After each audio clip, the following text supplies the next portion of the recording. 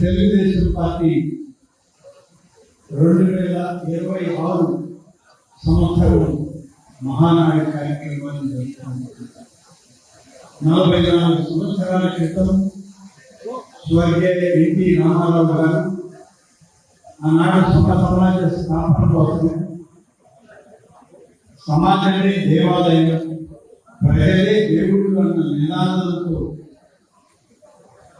ఆనాడు తెలుగుదేశం పార్టీని పెట్టి వ్యవస్థాపక అధ్యక్షుడిగా నాడు ప్రారంభమైనటువంటి ఈ యొక్క తెలుగుదేశం పార్టీ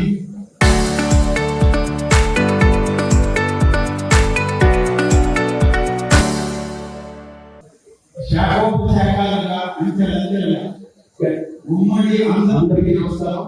9 మాసాలు అధికారంలో వచ్చి అధికారంలో ఉండి అనేక సంక్షేమ అభివృద్ధి కార్యక్రమాలు ఉమ్మడి ఆంధ్రప్రదేశ్ అందించడం జరిగింది.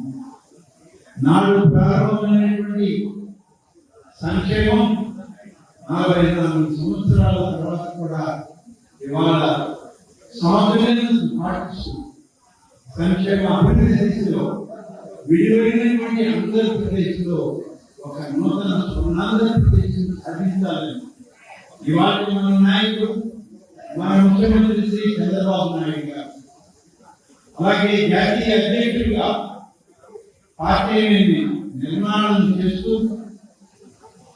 జాతీయ వర్కింగ్ అధ్యక్షుడిగా ఉన్నటువంటి శ్రీ నారా లోకేష్ గారి నాయకత్వంలో నేటి యువతరానికి భవిష్యత్తును చూపించాలని ఒక మంచి కార్యక్రమాన్ని అందిస్తూ ముందుకు సాగుతున్నాం.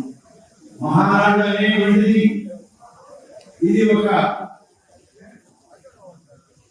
సమావేశము లేకుంటే ఒక పార్టీ నినాదము. మహానాడు తెలుగుదేశం పార్టీకి సంబంధించినంత వరకు ఇవాళ టెక్నాలజీతో, అత్యాధునికతతో, ఆధ్యాత్మికతతో ఈరోజు మన రాష్ట్రాన్ని అభివృద్ధి చేసుకోవడానికి, ప్రతి ఒక్కరికి మంచి భవిష్యత్తును అందించడానికి, రేపటి తరానికి మార్గదర్శకాన్ని ఇవ్వడానికి జరిగేటువంటి పండుగ ఈనాడు నారా లోకేష్ గారి నాయకత్వంలో మన ప్రభుత్వం మన ఈ మహానాడు జరుగుతూ ఉన్నాం. కాబట్టి ఈ మహానాడులో ఇంతకు ముందు మహానాడు అంటే ఎక్కడైనా ఈ రాష్ట్రంలో 1875 క్లస్టర్లలో తెలుగుదేశం మహానాడు ఇవాళ జరుపుకుంటూ ఉన్నాం. అన్ని ప్రాంతాల్లో ఇచ్చాపురం నుంచి సూళ్ళూరుపేట వరకు, అలాగే రాయలసీమ నుంచి తిరుపతి వరకు అనేక క్లస్టర్లలో ఇవాళ మహానాడు మొదలైంది. ఈ మహానాడు ఈరోజు జరుగుతుంది. ఈ మహానాడులో ఇప్పుడే మన జాతీయ అధ్యక్షులు శ్రీ నారా చంద్రబాబు నాయుడు గారు ఒక దిశ నిర్దేశం మనకి ఇవ్వడం జరిగింది. రాష్ట్ర పార్టీ నాయకులు పల్లా శ్రీనివాసరావు గారు మాట్లాడడం జరిగింది. ఇక ఈ రోజు నుంచి రేపు సాయంత్రం 6 గంటల వరకు ఈ కార్యక్రమం నిర్విరామంగా కొనసాగుతుంది. తెలుగుదేశం పార్టీ కార్యకర్తలు అన్నటువంటి వాడు అభిమానులు, ఎన్టీఆర్ అభిమానులు, బాలకృష్ణ గారి అభిమానులు, నారా లోకేష్ గారి యొక్క అనుచరులు అందరూ ఇందులో భాగస్వాములు కావాలి. మనమందరం దీన్ని నడిపించుకోవాలి. ఒక దిశానిర్దేశం మనం రేపు సాయంత్రానికంతా మనం దీంట్లో తీసుకొని భవిష్యత్తులోకి ముందరికి వేయాల్సిన అవసరం మనందరికి ముందే చెప్పి నేను మీ అందరికీ తెలియజేస్తాను. రేపు మే 28 అత్యంత ప్రతిష్టాత్మకమైనటువంటి తెలుగుదేశం పార్టీలో వ్యవస్థాపక అధ్యక్షుడు శ్రీ నందమూరి తారక రామారావు గారి యొక్క జన్మదినం. ఆ జన్మదినంలో మనమందరం కూడా పాల్గొనాల్సిన అవసరం ఉంది.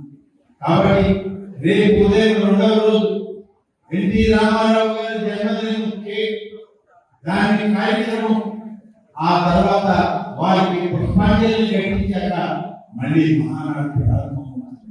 ఈ మహానాడు రేపు సాయంత్రంలో అన్ని తీర్మానాలు చేసి ఆ తీర్మానాన్ని ఏ విధంగా మనం అమలు చేస్తామో ఈ రాష్ట్ర ప్రజానీకానికి చెప్పేటువంటి ఒక బృహత్తరమైన కార్యక్రమం మన ముందు అమలు చేస్తాం. కాబట్టి ఇవాళ మనం చేసేటువంటి ఈ తీర్మానాలపై చర్చలు రేపు కూడా జరిగేటువంటి చర్చల ఫలితాలు రేపు సాయంత్రానికి తీర్మానాల ఆమోదానికి వస్తాయి. ఆమోదించిన తర్వాత మరో రోజు నుంచే తెలుగుదేశం పార్టీ ప్రభుత్వం అధినేత చంద్రబాబు నాయుడు గారి నాయకత్వంలో, యువనేత నారా లోకేష్ గారి నాయకత్వంలో ఈ రాష్ట్రంలో ఏదైతే తెలుగుదేశం పార్టీ ప్రజలకు హామీ ఇచ్చిందో ఆ హామీని నిలబెట్టే కార్యక్రమం కొనసాగుతుంది. దీనికి మనమే సాక్షిపోతామని చెప్పి నేను మీ అందరికీ మనవి చేస్తూ, మీరు అందరూ కూడా ఇందులో భాగస్వామ్యం కావాలి. ప్రతి ఒక్కరికి ఇందులో మనం ఈ చర్చల ఫలితాలను అందుకోవాలి.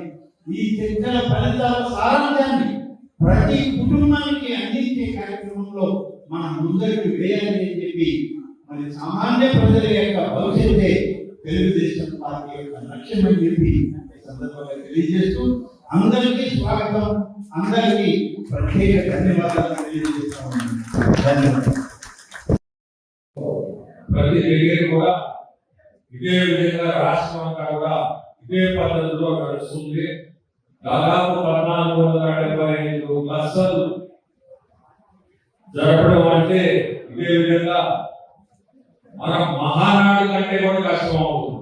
ఎందుకంటే ప్రతి ఒక్కరు కూడా ఆ క్లస్టర్లో ఈ స్క్రీన్లు పెట్టి మనము కార్యకర్తలందరినీ కూర్చోబెట్టి ఇటువంటిది గడపాలంటే ఒక లిమిటెడ్ క్రౌడ్ అవుతుంది.